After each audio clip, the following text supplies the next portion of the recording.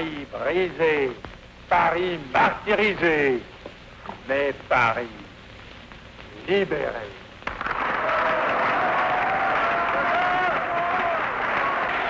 Alors aux enfants de la patrie, le jour de gloire est arrivé.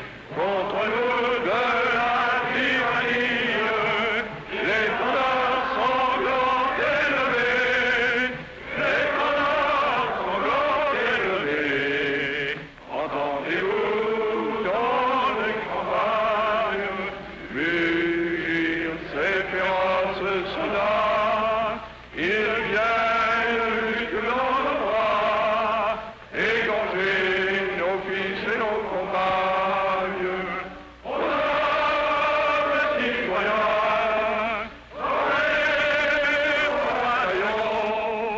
marchons, marchons,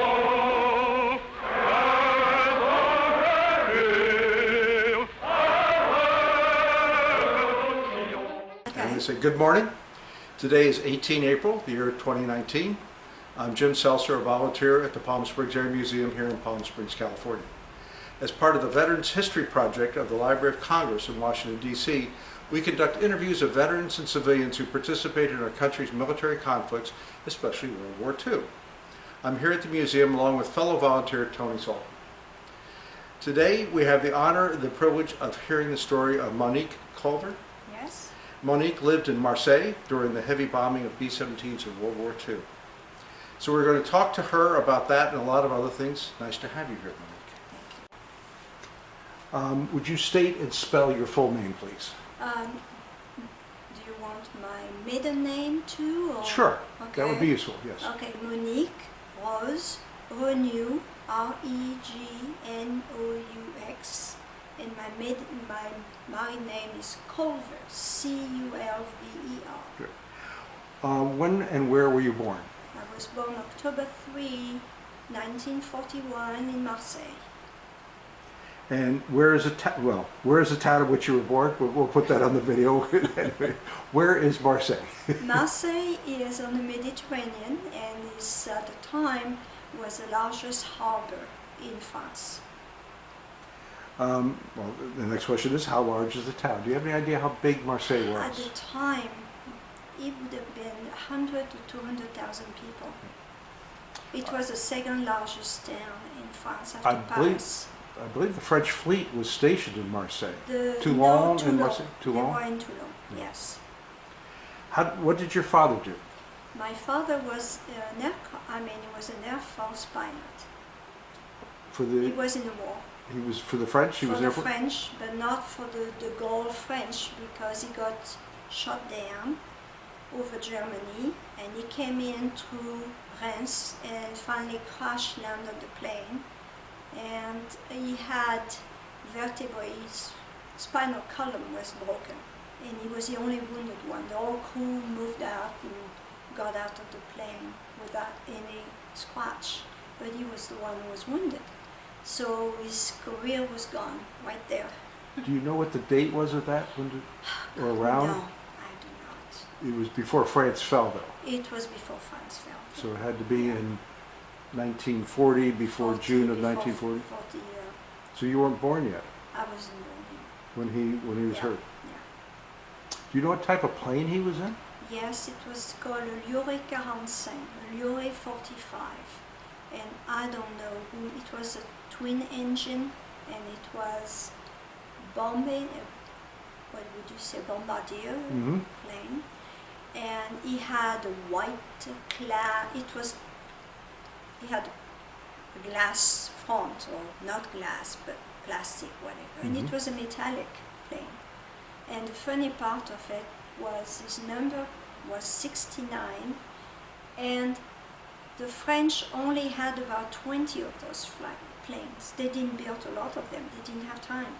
But they all gave them 100, 110, 105 to show that they had a lot of them, but they didn't.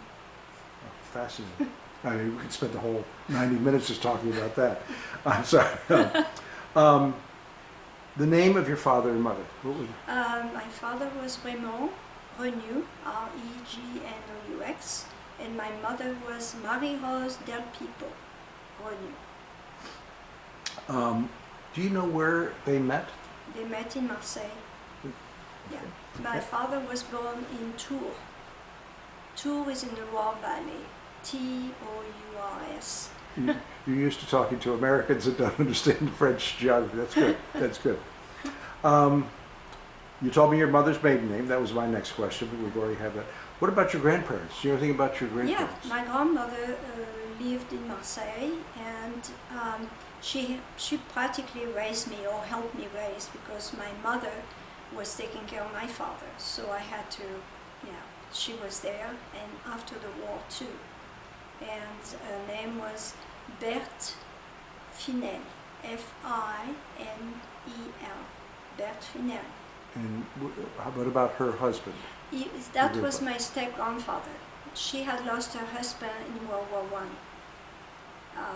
My grandfather, my mother's father, never knew she was born. He died in 1916, and my mother was born in November of 1916.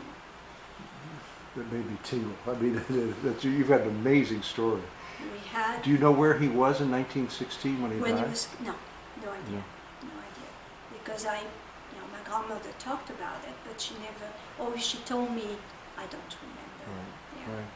I don't think it was Verdun, where most of the soldiers died. You have the date? You think you know the date? No, I don't know. Because we could look that up and get an idea No, of where it was. I do Yeah.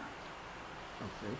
And that's on your mother's side. Mm-hmm. How about your father's side? My father's side, the family lived in the middle of France and on the farm, and they were not really affected. So, they were affected by World War II because the demarcation line was going through the middle of France, between Free France and Pétain France, what you would call Pétain France. We call it Vichy France, Vichy. but I don't know, what did you call it? No, Vichy France, that's what they called it. And they had a demarcation line, and it was in that area of the Cher and the Berry. And my grandparents were in occupied France. On my father's side. On your father's side. Yeah, in occupied France. Well, this is for Americans. Where did your ancestors come from? This is sort of for people that come to the United States. We're asking, where did they come from?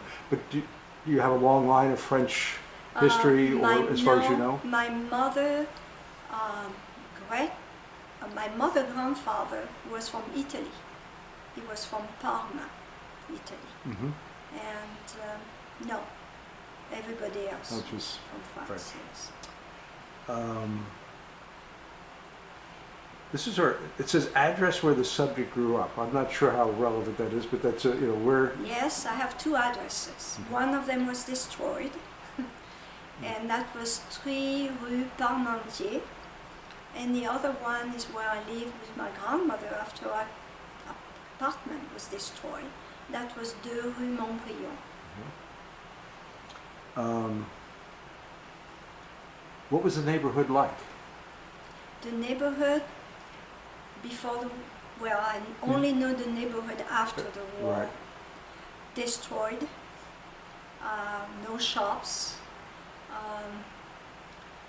My grandmother, what they did, they didn't have any shops, so they had vendors that came through the street, pulled by a donkey, and they would call out and say, today we're having carrots and potatoes or whatever.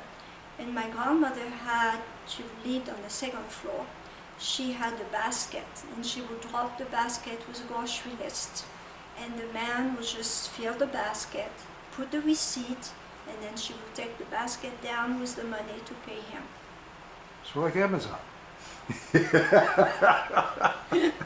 Wow. And I want to spend more time talking about that. We'll come back to it, but I've got these questions with you. Did you have any brothers or sisters? No. So you're an only child? I'm an only child. What did you, as a child, what did you do for recreation? Nothing. If you call recreation going down from the second story to a shelter, and to play inside with a small ball that my grandmother found out she could buy somewhere. I had one doll. I didn't do anything. We had no books. We had nothing.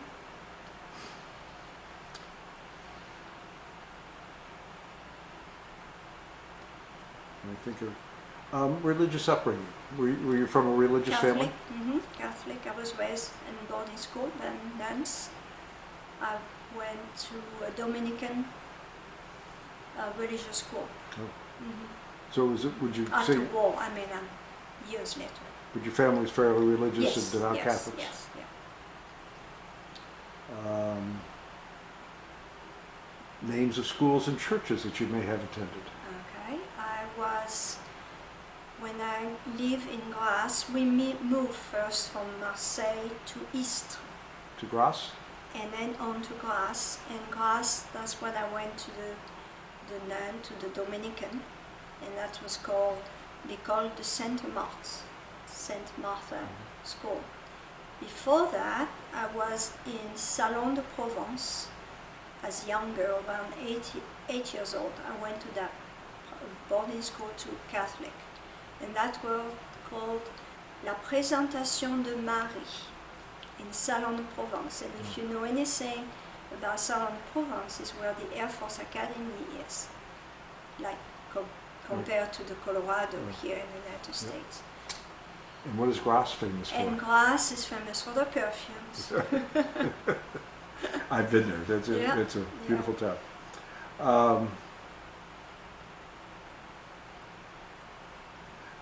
These are more for men. Did you play sports in school at all? No. So Nothing. did you have any favorite sports teams in France that you? No. So a lot of these things are assuming that we're talking to a man.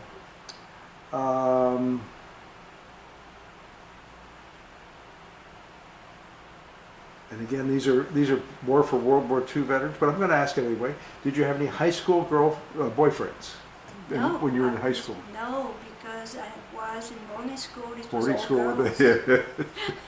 I'm sorry, I'm talking over him. It's hard not to do it. He's not going to like that.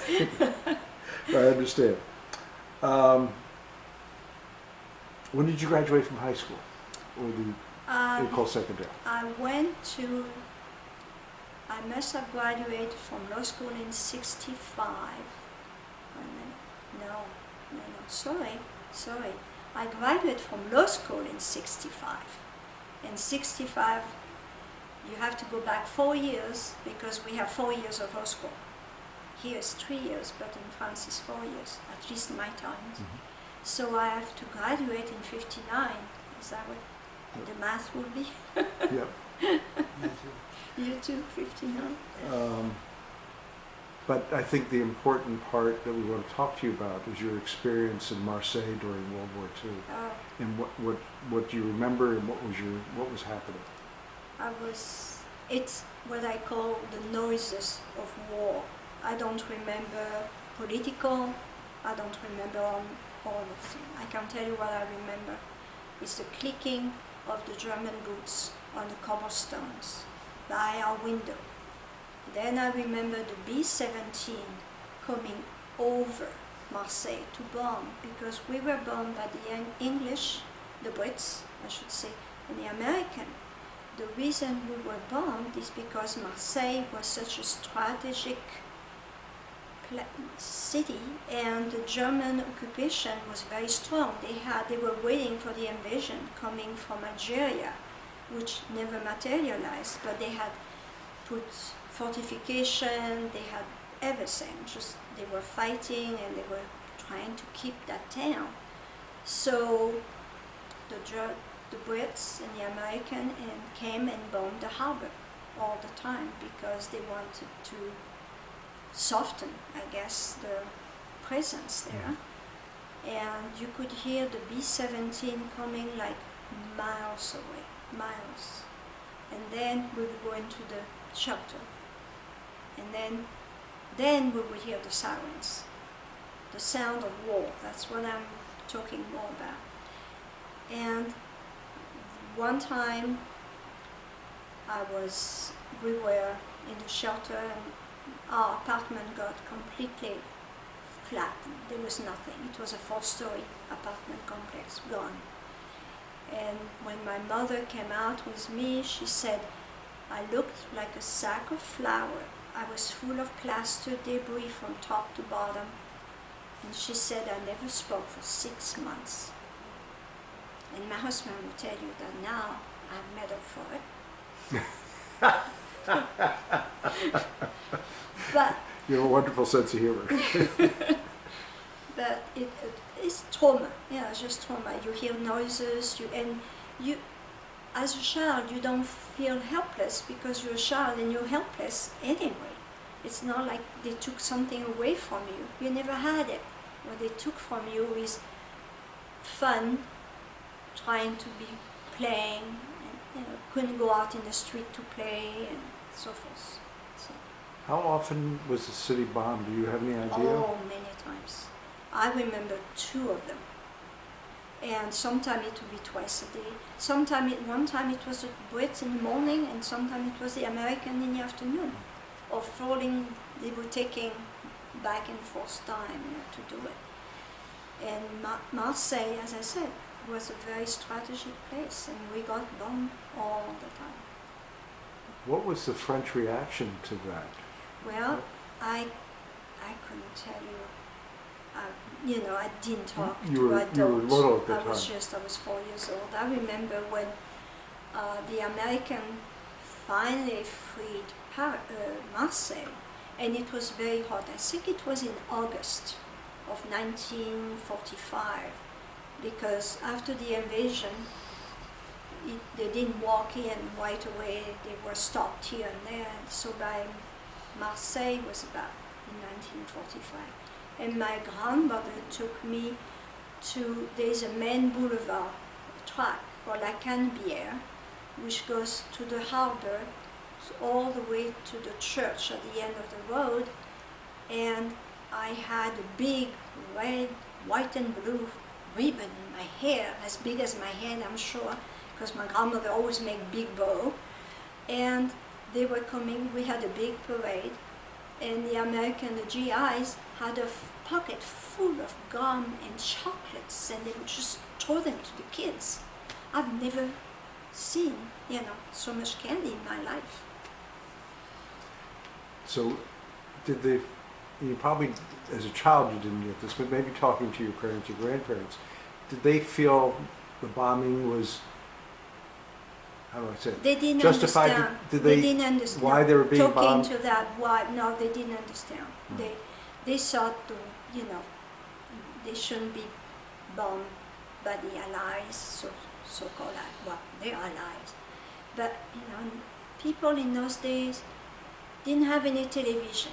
They didn't have any reporters. They didn't have people who came on television and told them, look what they're doing to you, and that's not right. They didn't have that. Mm-hmm. They didn't have hardly any radio in homes. And when they had a radio, they were listening to De Gaulle, for years. And then after that, the radio was not a huge thing. People were poor. They had no money, no jobs, no money, housing. Some people shared apartment with each other because they had no place to go. We were fortunate. My grandmother's apartment was not bombed, and we lived with her. I was living with her and her husband, and we had very poor life. There was no other way. Do you remember feeling hungry because of food, lack of food? Or? Not really, I was hungry, but I didn't know I was hungry. Mm-hmm. Because we always had something to eat. It was not like the house was empty of food. But I remember the first time I had an orange, I was 1946, that was my first orange. And I tried to eat it with a skin, because I had never seen one. Wow. They had to peel it for me. I'd never seen one, never had. I remember eating a lot of rutabaga. Is that the word in English, rutabaga? Yeah, rutabaga, yeah. A lot of that. Yep. Yeah. Did the Germans ever enter your house? That I remember, no. My mother said yes. They came to, my mother she had a job at the, you had to have alimentation cart, to get food. Everybody had a cart and stamps, and you would get so much food. Well, she had friend, she was working at that outfit. I don't know if it was state or the city that gave them, or the French government, I don't know. There were 3 entities, I don't know which one. And she had those stamps and she has those cards, and she created false identity for a Jewish family that was living in the building, so they could eat something, because they couldn't go out and buy anything because they were Jewish. So she gave them false identification, and then those, and apparently my mother told me, the German came to the house and she had stuck all her paper into my mattress, and I was asleep and they didn't disturb me. I was 4 or 5 years old. Wow. Let me go back just to make sure I understood that, because that's an important part. So you had a Jewish family living in the same building with you and your grandmother, and your grandmother My was mother. your mother. My mother. Helped them Yeah. with papers and to get Papers food. and food stamps, because they couldn't get anything. So. And the Germans never Well, discovered it. they did. They came to our house and walked in apparently, but it was late at night. I was asleep, and she had put every paper and everything she had in my mattress, so they didn't disturb me. I was asleep. Did the Germans take the No. the Jewish No, family away? No, they were gone. They were gone. Mhm. They They left. were warned by somebody. I don't know who warned them, but they were never arrested. Never. But somebody helped them. They escaped They somehow. escaped somewhere. Or maybe they died in a concentration camp. I don't know. But my mother never heard from them again. So. Never heard from them again. Mhm. Never. So that make us think that they would have been in touch if they had survived. So I don't know. You would think so. Right? Yeah. What else do you remember? What else? I'm not sure what questions to ask you at this point to understand what happened. I want to stick a little bit with World War II, but then I Yeah. want to talk to you about what happened after the war and things that happened to you Yeah. after that. Yeah. Is there anything else during World War II that you think we should talk about? Were you aware of any of the resistance people? No, I was not. And did your family ever talk to you about what was going on, and more than about the people and resistance and life in general, or? Well, life in general was, to give you an example, we had no leather, we had nothing for shoes. So there was a type of shoes that we would wear that is called galoche. And the sole was wood, and the top was with lace, but it was cardboard. And that was the typical shoe that the kids wore. That's all we had. And when my parents were able to buy me a pair of shoes, that must have been in 46. Kids, we change, well, feet grow, and so I had one pair of shoes for the winter, and when the summer came, they would give that pair of shoes to the shoemaker, and the shoemaker would make a hole in the front, cut a piece of the shoe in the front, and the back would leave just a little strap, no heel, just a strap, and that would be my summer sandals. And that was Amazing. So, by the time the war ended, you were only about 4 years old. You were Yeah, still young. So 45. So you didn't go to school during No, that time. no, there was no school, no kindergarten. I didn't go to school until 1947. That's when my parents moved to East, and that's when I went to school. But I had the same situation. Not only I didn't have schools, but I was vaccinated for children, the DPT, well, diphtheria, tetanus, and typhoid, or whatever, 3 times. Because every time you need to have the shots, and then you have a booster shot. Well, I was never able to get the booster because I was moving from one house to the other and the doctors were never around, and so I was vaccinated, and I finally had my full vaccination when I was 8 years old. I must have had about 4 times the DP. I never got the booster, so, and by that point I was so scared of needles, it was just like... But you did have medical care in Marseille during the war. There was Yeah, doctors yeah, you could go to yeah, that but were my still grandmother didn't believe in doctors. She didn't believe in doctors? No, she was a nurse and she never believed in doctors. So. Maybe. I had my tonsils out at the main hospital, l'hôpital de l'Hôtel-Dieu. I had tonsils out, and now it's a hotel. It's an intercontinental hotel. So in one of those rooms, I lost my tonsils. I don't know which one. Was there a radio during that time? Could you listen to There was, free yeah, more or French less, radio? yeah, more or less everybody had a radio, and if they didn't, they would go to the neighbors too. But I didn't. I don't remember this tung tung tung tung. You know, I don't. I don't. But as far as you know, they did listen to De Gaulle. They could listen yeah. to, Yeah. rather than, I assume that Pétain had some sort of radios that they were They would broadcasting on too. broadcast on it, but I was not aware of. Yeah, no.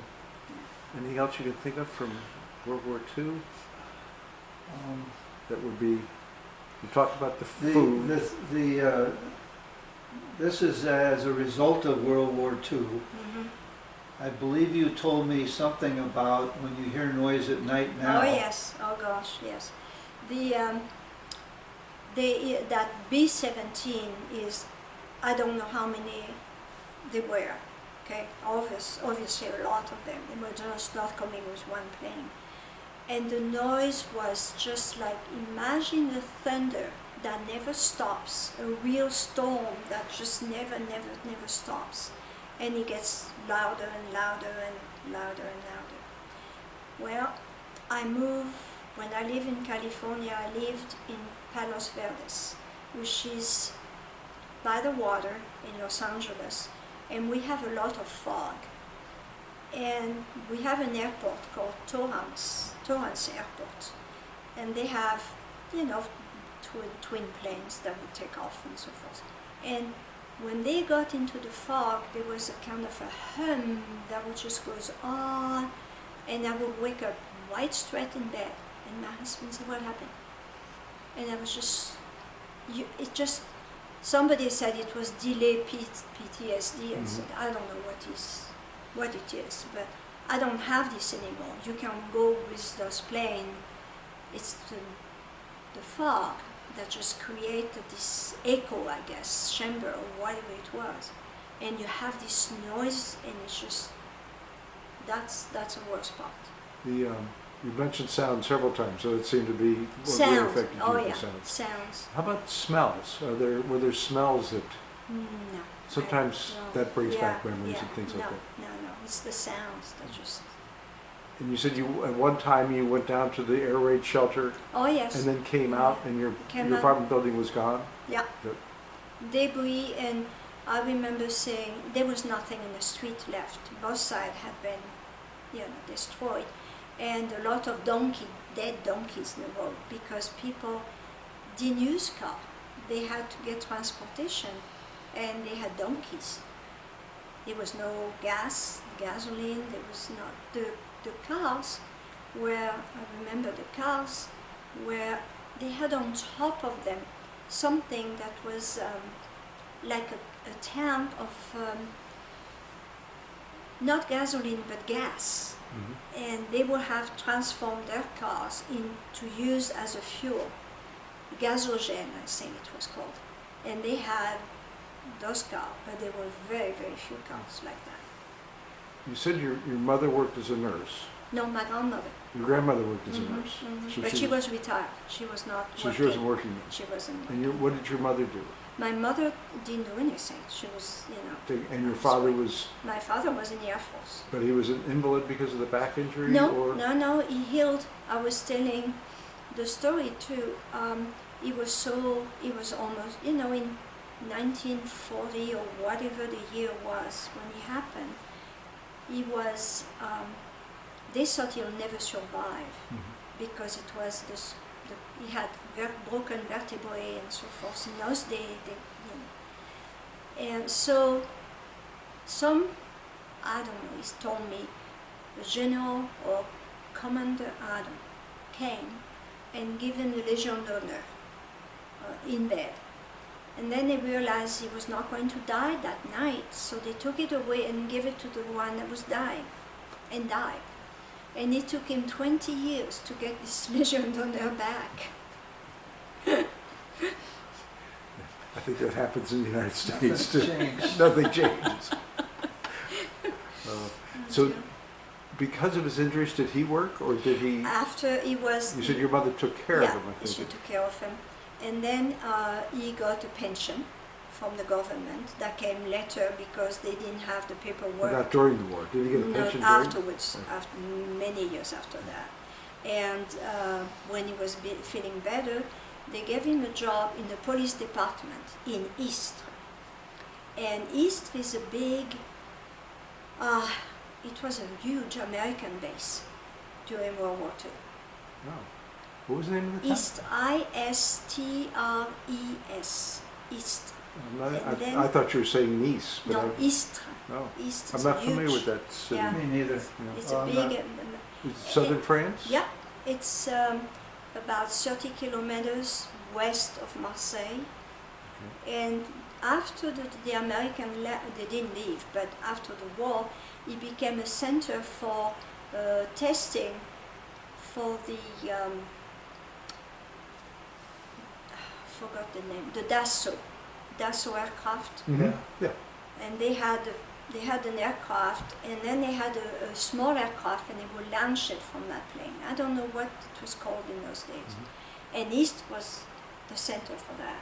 And my father was in the police at that point. They gave him a job, a government job, so he didn't have to. He was sitting, and he was okay. He could write and read and everything. So he was not affected mentally by anything. He didn't limp or anything. He healed by himself. He didn't do much. Do you know, during the Blitz, the British moved a lot of their children out of the city to protect them from the bombing. Do you know why they didn't take you out to the countryside? They You said you never had some did. relatives that lived in the countryside. Yeah, they never did, because France was divided Right. in two Occupied two France and zones, Vichy France. right? And I did go. My grandmother knew somebody who was money would take children in their house, and it was around Cassis along the coast, and that was not bombed. And I was there maybe for a summer or two. I don't remember. Or a summer in the fall, but I was there in 1944 or 45. Yeah, So they did try to. I did try to, but it was not a government organized exodus of kids. At least in my case. So again, I don't want to leave World War II until we've extinguished all the. Because every time I ask you a question, something new comes up that we find out. Let's see if I can think of anything. Is there anything else you can think of in terms of what you remember and what? I mean, you've talked about the sound, Yes. and I think that's very And you powerful. try, you said it's very powerful in no, terms of. I don't smell, no. Okay. Way of life, yes. As I said, there was no store. We didn't have any schooling. We didn't have any books. I didn't read until I was about 7 years old. And the fact that we had no stores, we would have those merchants that, like I said, the grocery store would be downstairs, and the ports and send in the baskets. They would have workers coming in the street. There would be sharpening knife, they wanted, if you want to have your knife sharpened, and they would come and sell clothes, but people didn't have a lot of money either, so it's... So it sounds like Lower Manhattan in the early 1900s. I mean, Is that what it is? They had all the All the people, my grandmother was born in that area, and she talked about that and Yeah, the yeah. things like that, Yeah. because they didn't go to the stores, they brought They things to brought you. the thing They to brought the things to the you. book to the people. Did you leave the apartment at all? And if you did, No, you no. always, you were inside I for- was inside for a most number, of the time. basically for a number of years, Yeah. except going down Going to the down to the shelter. shelter. Yeah, we didn't dare, my grandmother and my mother, we never dared to put the children out to play because you had to pick them up and rush, to go somewhere. Were the shelters part of the underground? Yes. Or were they dug for that purpose? They were inside the building in the bottom. So it was the basement of Basement, the, you of would the say building. basement, yeah. Good question. Yeah. Basement. I don't remember going to one that was outside of the building. And It was it lit the whole time, or did the No, lights they go had out, or what? People brought some kind of oil lamps with them. Okay. Oil lamps in the basement. Yeah. Wow. There was no electricity. Yeah. During the raid, they would turn off the electricity. I don't know why, but they would. And after that, when you came out and they had bombed everything, there was no power because the line had been cut. So The end of the war, what you remember about the end of the war, were the American soldiers Yes. marching Mhm. in Marseille. What else do you remember about how it transitioned at the end of the war? Well, the biggest transition is the fact that the GIs had so much chocolate, so much candy, so much chewing gum, and they seemed to have endless pockets, And when you are 5 years old, you just, But they were always, they waved, they were, nice guys, They were the one who bombed us, but they were nice guys. How do you react, Yeah. So how long you moved? You said you moved from Marseille Yeah, to East. to East. East. ISTRES. And when did that happen? I think it was 1946 or 47. So because your father got a job? Yeah, is that he had the- a job in the police department, yeah. And you lived there for? We lived there until 1951, yes, when my father was in the police department again, but they gave him a promotion and we moved to Grasse. Grasse was a larger town. At the time, Grasse was about 30,000 people and East was only about 5,000. So we was getting a promotion, so we moved to Grasse. And you started school though while you were in? I started school in East. I went, first time in school I was about 6 years old. That was my first real attendance to school. And it was all Catholic girls? Is No, it- no, it was public school. Was it public At that school? time, yeah, it was public school. I went to boarding school in 1949. Near Grasse? In was it- Salon, no, in Salon, Provence, which was close to East. It was like an hour and a half to East. And how long did you go to school there?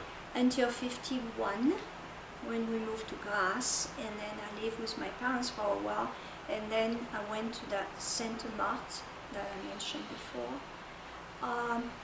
and there I was. It was a boarding school, but I was not boarding Oh, at that time. it was I a boarding school, but you didn't board. But I didn't board there So you because I was living in town. So I would go in the morning, come back at night. I would have lunch there and come back at night. Did the other students treat you differently because you weren't boarding there? No. It was a small school. And this was the Catholic school? Catholic, both of them. Taught by nuns? Yes, Dominican, All girls? all girls. And we were the high school, the senior class. We were 5 of us. Going back a little bit, when the Americans came and freed Marseille, or even during the bombings, did the people all work together in the streets to clean up Oh yeah. and rebuild? And we built. It was just there was a kind of companionship that you don't feel outside of those times. I have never felt this. People will help each other. They all had jobs. enough life, but they couldn't use their skills. You know, we had in our street, there was an electrician, and you could need anything. Those people will come and help you with nothing. You know, they didn't have anything themselves, but you felt like you were surrounded. You know, they would come and visit, they would come and share if they had potatoes, that because they could go to the farm with a bicycle somewhere, come back with potatoes, providing the German didn't stop them on the way and search their basket. They would come back with potatoes and they would share, you know, so it's... Excellent question. Yeah, they would share. Yeah. And nobody said you can't have that, you can't, you know, there was a camaraderie, I assume you would call that, a friendship that you never, it's hard time, and hard time people have a tendency to band together for support and help, and that's what was happening. You were probably too young to get, you said the politics, but No. do you have any, and even after the war, did your parents talk about what they thought about Pétain versus de Gaulle? No, I don't remember that. If they did, it was after the fact, and everybody was for de Gaulle, Right. you know. Never mind all the ones who were for Pétain before. Suddenly they all became, you know, de Gaulle. All part of the Free French, Yeah. yes. Were you aware shortly after the war when the people that lived there that were supporting the Free French Mhm. made an effort to point out and capture those that were the milice or the... Mhm. Collaborators. I know the collaborators. No, Yeah. that's a good question. I remember one thing. I forgot about that. It was in Istres, in the town hall. There is a square. Usually in France, every town hall has a square, and they had a woman that had been collaborating with the German soldiers, and I was there when they shaved their heads. Shaved their heads. I've seen photographs of that. Well, They would could have take been collaborators. worse. Yeah. Yeah. But they would take them in the streets and They- shave their heads they and shave their ridicule them. heads. I'm not sure what else they did to them, but I've Yeah, seen but photographs. no, I remember the shaving. It Yeah. was public, you know. They put them on the middle. There were maybe 5-10 women. I don't know how many. It was a small town, and they shaved their head, and I've seen that. Yeah. You ask good questions. I'm gonna. This becomes so freeform. I don't have my program. Yeah. I'll get some water. You need some water? Yeah. Sure. Thank you. Go ahead. Thank you. So, Marseille was obviously heavily bombed. Was Grasse? No. Grasse, I didn't think Grasse, the French Riviera, I didn't live in those days in the French Riviera, but they had the first time the American came from the Mediterranean, that was in the Var area.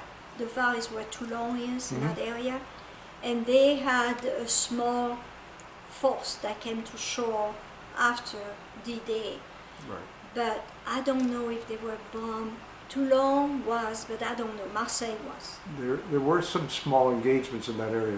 We did come up through Caen and invaded, landed there, and then moved up through the Loire Valley.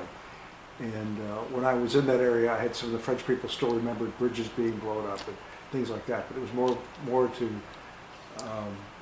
the resistance working against the Germans. Type of thing. My uncle was he worked for the SNCF, which is the National Railroad, and he was in Vierzon. Vierzon is where the ligne de démarcation, which is when France was cut in half, and he would be passing things to the resistance because he was in the railroads, and that he always talked about it, but I've never witnessed this, witnessed the thing.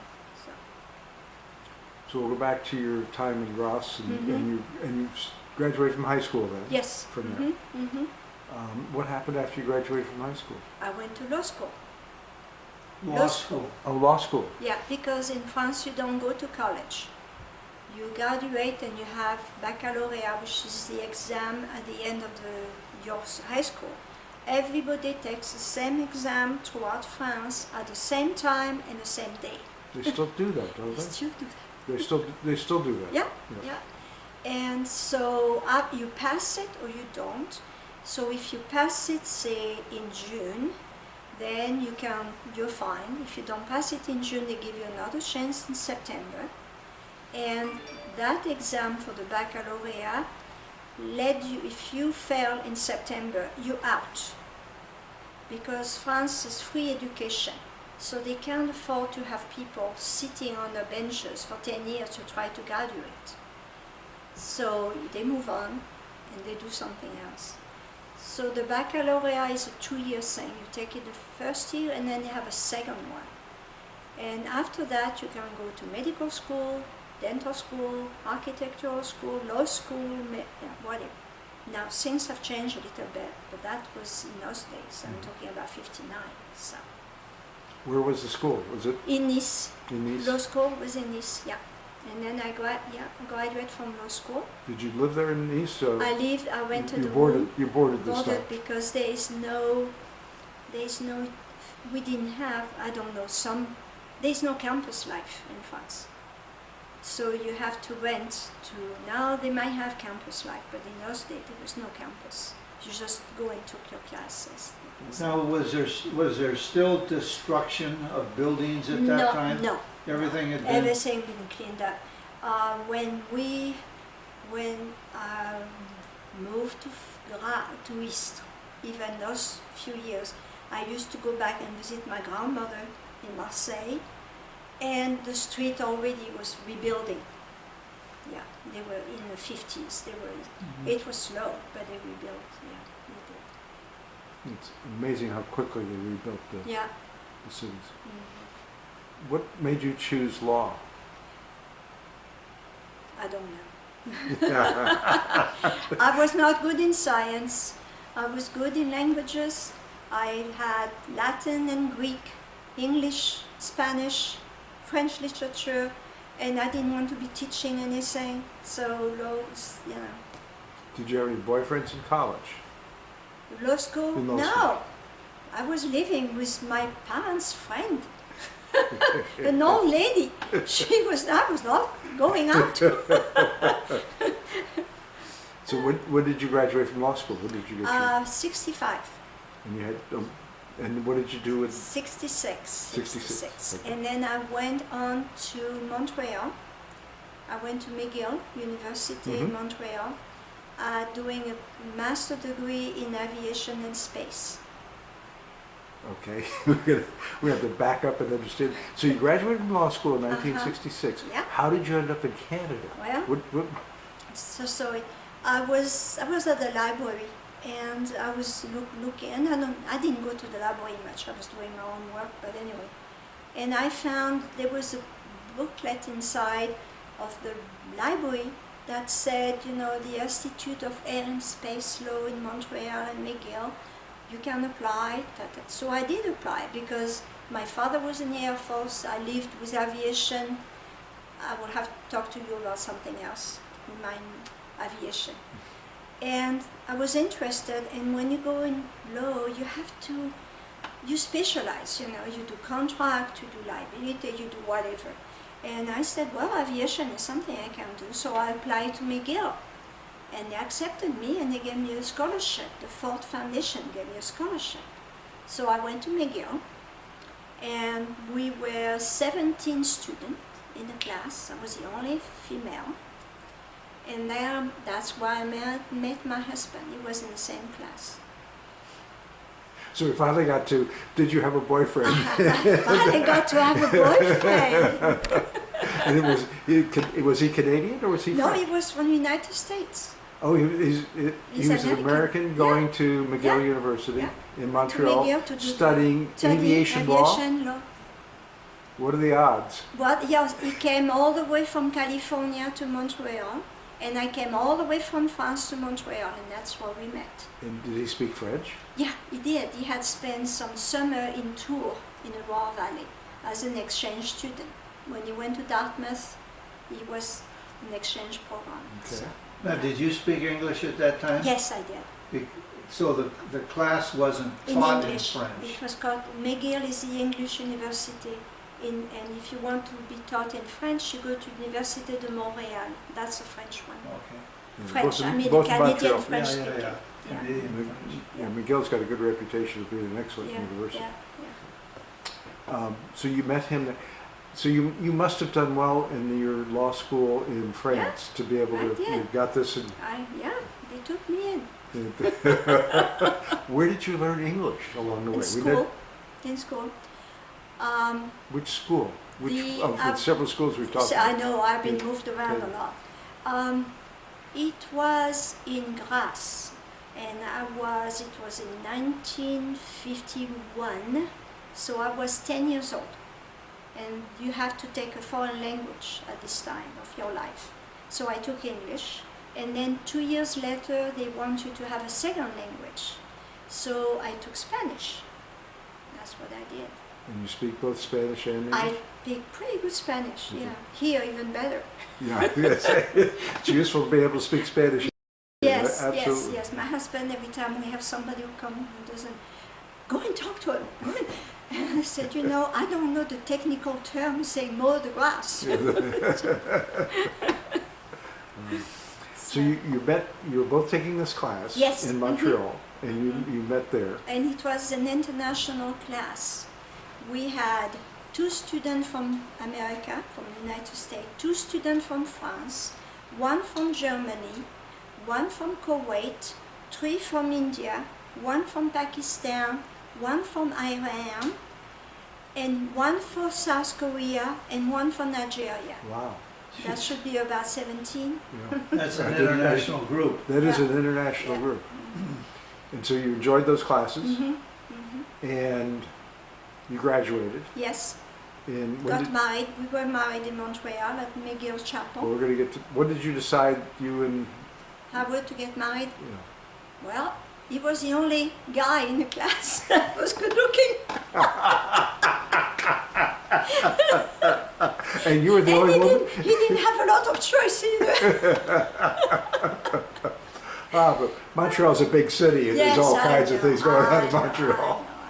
Yeah. It's just, But you saw him and you were attracted to him, and well, at the time we didn't, it took a while. it took a while. It took a while. What do you know about his background? I know a lot about his background because I've been doing the genealogy for his family since 1600. Oh, So I know a lot about his background. okay. I don't know if we got enough time for all that, but maybe you could summarize. Summarize. He was from California. He You said was. He He was said- born here. He was born in California, Los Angeles. in Los Angeles. Yeah, his parents moved to, they were from Wisconsin, and then they moved to California. And his father worked for MGM, Oh, movie studio. He was the sound person, sound director, whatever they call it. And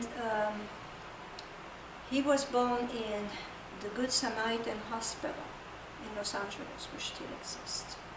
But to go back to aviation, yes. Before I forget, I yes. meant to tell you that. My father always, he loved flying all his life. He had his flying license in 1922. And he was in the army, in the Air Force.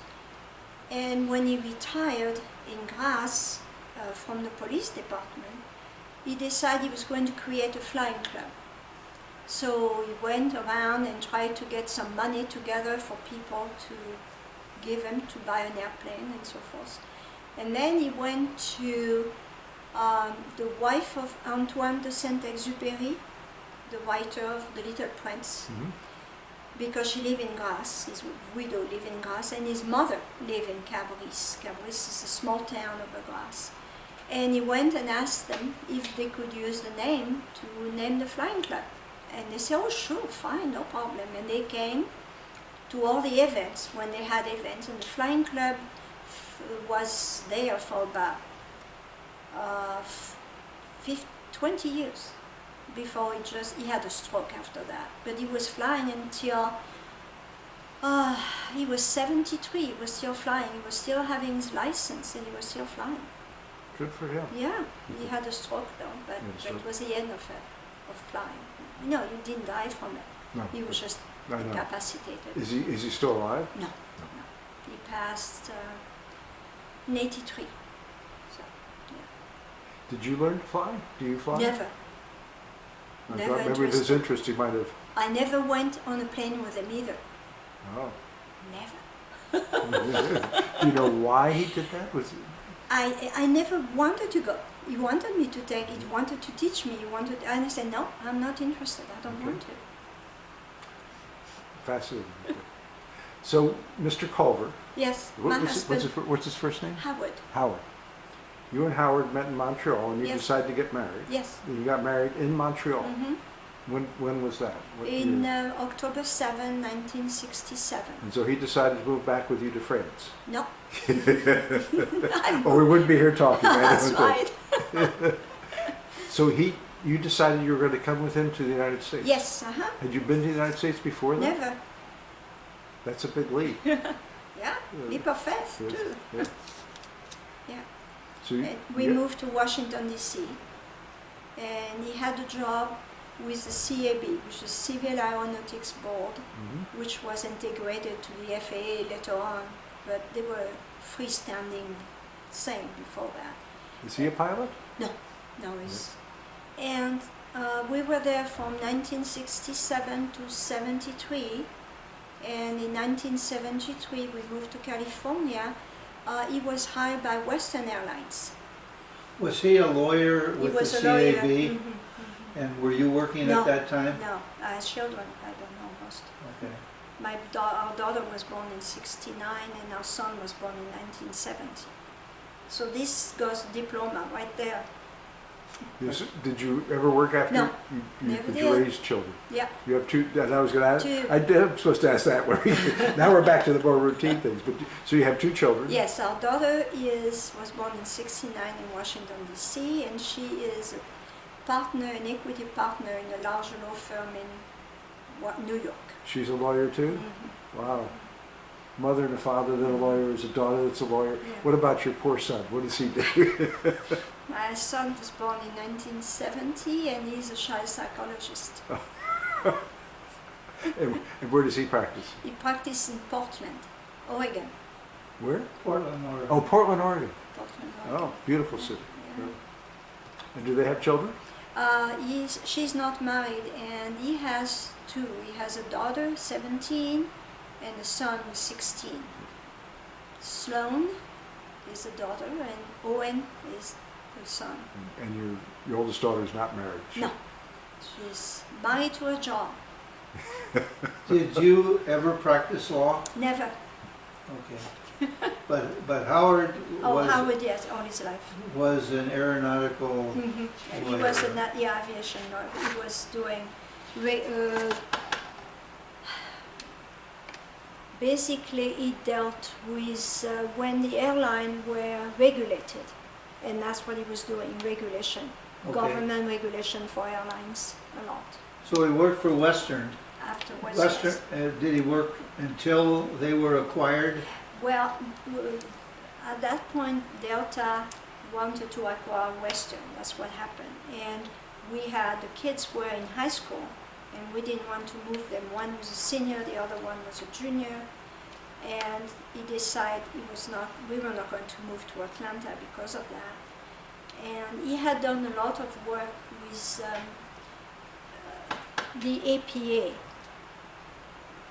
with Western, because APA is American Pilots Association? no, Oh, EPA, Environmental Environmental Protection. Protection That's Agency, what I thought. because the airline were not always the best neighbors. They would dump oil and count batteries and all kind of things. And the APA came after Western and said, you dumped something in that site, whatever it was. So he was in charge of that because he was in regulation, not regulation. He was doing government Relations? relation, you better cut that because Okay. I can't remember. That's all right. The man who does this edits some, He edits knows things out. that. He makes He makes knows us all that. look good. And so what happened, they told him and said, well, you're in charge of that. So he did that. And he had done it for so long that when the time came not to go back to with Delta, he decided he was going to apply for private company that dealt in toxic waste. And he got hired by, I think it was called IT Corporation at the time, and he went to work for them. Right. And he did toxic waste, most of it after that, until he retired in, I forget when we retired. He was 61, 62, I forgot. And 41, he was born in 41 like I, and he was 62 years old, so which year is that? 83. 80, 83, 84, 83, something yeah. like that. Yeah. And you lived in Los Angeles during this Mhm, time. mhm. How did you end up in the desert? I assume you live here. That's what I'm. You know. We had, we live in Palos Verdes, and the reason we did is because it was close to the airport where he was working. The other reason it was because the school district was very good for the children. And then when the kids went to college, well, he still was working. And I liked Palos Verdes, but it was too cold for me. It was always foggy and, by the ocean. And when he retired, I said, now I want to live where I want to live. And that's when I always loved the desert. We came for weekends and I always liked the climate. Because I'm from the south of France, Mhm. I'm just used to that. So that's why we came, 204. And you got to choose where you're going to live this time. Yes, I did. and I lived in San Diego on the ocean, so I understand what you're talking about. Oh, It's God. cold. Oh, it's cold. I got tired of being cold. Oh, the 4th of July, we had a neighbor, they gave a barbecue every year, and we had parkas. Yeah. We put jackets in Yeah. parka. We Yeah. never saw, and they had fireworks. In those days, they had Marine Land. And we never saw the fireworks from Marine Land because they were always in fog. So- I absolutely understand what You you're talking understand? about. Yeah, Okay. same thing.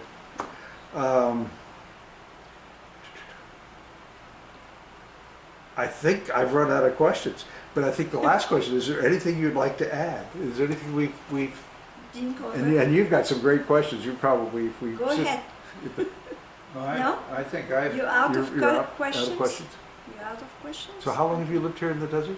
Since 204, so it's 15 years. 15 years. Yeah. And this is your primary home? This Yeah. is where, do you go someplace No, in the summer? we travel, but no, we don't. Do you go back to France often? I have not since my mother passed, so I have not gone. She passed about 5 years ago. I have not gone back. Is there? Yes. Did you ever think about moving back there? No, or? no, never. It's not the same France. Oh, I can't let you just stop with that. Explain to me how you think France has changed from what you remember as a child. It's changed. Well, times are different, of course, but Sure. we have had. I cannot talk about that. Okay, I didn't want, but it just seems. Yeah, Yeah. yeah, it's not the same. I understand. And I said at the beginning, if I No, ask no. you something that's too No, intrusive, it's let just- me know. no, it's not the same. But you're very happy And being I here in have- the United States. And you know another saying, when you have memories, of course, all my memories are not the happiest one, Right. but when you go up and you can go and you can go to the beach and it's simple life, and you don't want to go back and try to see what it's like in it because Yeah. it's not the same. do you still have any family that lives here? I have cousins, but they're all elderly. They are older than I am, and all of them live in the Loire Valley area. Oh, that's Yeah, beautiful. because that's what my father's family was from. So, Yeah, from our standpoint, it's a beautiful area to be it is from. beautiful. It's gorgeous. I yeah. love the Loire Well, Valley. those of us that know Howard and Monique are very happy they decided not to move to France because they are really nice people. Yeah. Well, thank you very much. And I'm sure after this is over, I'll think of a dozen things. That's I all should have right. asked you when I read your paper that you left here. I say it's pretty much. we've covered most of I it. say pretty Well, much. I do covered. appreciate your time. You're welcome. And what will happen now is Dave Thompson, Mhm. who's in charge of this program, will take this video and he'll edit it and cut out a lot of the things that we were. and then you'll get a copy, Okay. and then we keep a copy here, and the copy goes to the Library of Congress. Okay. Now, would you tell Dave that Monique would like 3 copies? No, And 2. Dave It's fine. Stearns, I'm leaving Sunday for the summer. Dave Stearns, close friend of theirs too, will pick up the CDs. Oh, Dave will pick them up, okay, I'll You leave know, them in there. so he's the one that needs, there's no sense in Monique driving all the way out Right. here. No, So if they'll let Dave Stearns know that they're ready, okay, Okay. he'll bring them to Monique. good. Okay, Okay. and you want 3 copies? No, I get 1, you Yeah. said? Yeah, but we'll make additional copies, it's not that Okay, hard. no, if I get 1, I only need 2 more, that's all. Okay, so you need 3 total, 3 total. 3 total. 1 for each my kids. That's a good idea. I didn't do that for my kids. You know what, I was telling Monique, when I gave my boys my copy, they immediately called and said, well, we didn't know you did that, we didn't know that, we didn't, you know, it was just amazing. Yeah, So this is a way they can keep a record, a neat record you- of their Absolutely. mother. You know, you're talking about smells. Just come back to me. It was not smell, it's food. I remember being in a line with my mother and my grandmother, and we had food stamp. You know, they had a booklet where they put the food stamp. And you would wait in line for bread or for egg or milk or whatever. And we would go very early in the morning. And every time it was our turn to get something, they were out of it. And we had to come back the following day. And you know, we're in the middle of all those people, and I'm that big, you know. right. Who ran that? Did the Germans run the food? No, the government tried to run the food, but the food was going for all the military, the German. Yeah. They took everything, and what we had left was what we had left. They ate well, they drank well, very well too, you know. But a lot of people in our building had friends or family living in farms in the outskirts of Marseille, and they would go there and, as I said, with their bikes and get a basket of potato or whatever, carrots, whatever they were, and they would share. But that was the only supplement of food. I don't remember eating any meat, No. you know, and the eggs was very limited. So, but the lines, the food line, oh God, I remember those. But I don't remember the smell. Well, this is a strange question, I know, but in France, they eat horse meat. Mm-hmm. So, did they eat mule meat I don't know. during? Yeah, I know what you mean. Yeah. The dead one, they try Yeah. to eat Or the them up. donkeys. The donkeys, donkeys, yeah. whatever, I don't know. No Yeah. idea. Mule is a cross between a donkey and a horse. But Yeah, Yeah, But the Yeah. mule, yeah, mule is a mule. cross between a horse and a a donkey. donkey, yeah. Yeah, no, I don't know that. Okay. But I don't remember a lot of meat. Well, Chicken, maybe. Monique, I guess my concluding comment would be, as a member of the museum, we appreciate your taking the time, and I hope it Welcome. wasn't a lot of bad memories, No. and you don't wake up at night as a No, result I don't of hear the this. B-17 here. We Because there's won't- no fan. We won't start up our B-17 when you, You know, Monique, when I took Howard and Monique through the museum not too long ago, and she really had no interest in seeing the B-17.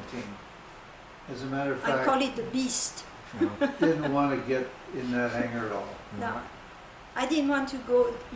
There are people who call into it and go. Yeah. didn't want to do that. No. Yeah. I can understand how Yeah. they're traumatized. Does he fly still? It's supposed to. It hasn't flown for about 5 years, but we're supposed to get it back in the air. Don't fly over La No. Quinta. Oh no, even if you fly it over Palm Spring, you would hear it in La Quinta. Oh yeah, no, It's you'll be able to hear huge. it. Yeah. It's huge. Now, Tony told me that the squadron or whatever they send out, they were 100 or Oh, there'd be thousands of them. They could put up. Now Marseille wouldn't have gotten all of them, but they could put 900 aircraft In up in the the air at any one time. But they might bomb, those 900 aircraft might bomb 3 different cities. So, but there'd be hundreds and hundreds of Well, that's what planes the over North Marseille. was- Marseille's a big target. Yeah. And a lot of industrial production there now. Well, Marseille too was, they wanted to kill the navigation, you know, the German fleet and so whatever they had there. Yeah. But on top of that, it was a big merchant marine harbor. So they were trying to kill the supply. I don't know what they were trying to do. Obviously, they had a Right. tactical reason to do Right. it. You know, we should have asked you this, but how long did it take them to clean up the harbor? To get all those ships out of there that were sunk? I have no idea, but I can tell you one thing. When I left Marseille, I think it was in 47, and the harbor was clean. The harbor was clean. So I don't know if it took quite a bit, you know. Yeah.